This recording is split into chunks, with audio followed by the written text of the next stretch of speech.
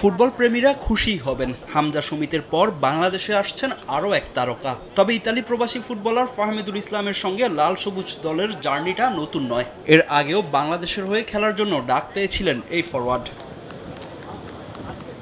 আগামী 10 June AFC Asian cup বাছাইয়ে home ম্যাচে সিঙ্গাপুরের বিপক্ষে লড়বে বাংলাদেশ। তার আগে একটি প্রস্তুতি ম্যাচও খেলবে লাল সবুজ বাহিনী। এই দুই ম্যাচের জন্য বাংলাদেশ প্রিমিয়ার লিগ শেষ হলেই প্রাথমিক দল ঘোষণা করবেন কোচ হাবিয়ার কাবরেরা।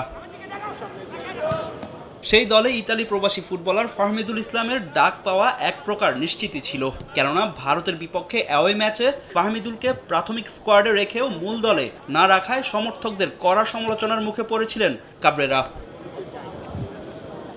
জাতীয় দলের সিন্ডিকেটের শিকার হয়ে ফাহমিদুল দল থেকে বাদ পড়েছেন এমন অভিযোগ নিয়ে রাস্তায় নামেন অনেক ফুটবল ভক্ত। শেষ পর্যন্ত সমর্থকদের তোপে বাফুফে সভাপতি তাবিদ আওয়ালের সঙ্গে দেখা করেন যুব ও ক্রীড়া উপদেষ্টা আসিফ মাহমুদ সজীব ভুঁইয়া। পরবর্তীতে ন্যাশনাল টিমস কমিটির বৈঠকেও উঠে আসে ইতালিয়ান প্রবাসী ফুটবলারকে বাদ দেওয়ার বিষয়টা। সমর্থকদের চাওয়া অনুযায়ী আসন্ন সিঙ্গাপুর ম্যাচের ক্যাম্পে ফাহমিদুল ইসলামকে রাখার জন্য কোচকে অনুরোধ করেন জাতীয় দল ব্যবস্থাপনা কমিটি।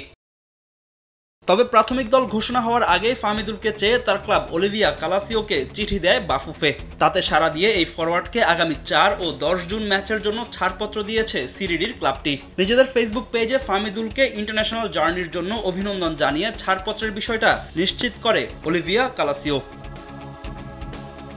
যদিও চূড়ান্ত স্কোয়াডে ফাহমিদুল থাকবেন কিনা তা নির্ভর করছে স্প্যানিশ কোচ হাবিয়ার কাবরেরার সিদ্ধান্তের উপর। তবে 31 মে থেকে শুরু হতে যাওয়া জাতীয় দলের ক্যাম্পে ঠিকই থাকবেন এই ইতালিয়ান প্রবাসী ফুটবলার। ফাহিম ইসলাম, সময় সংবাদ।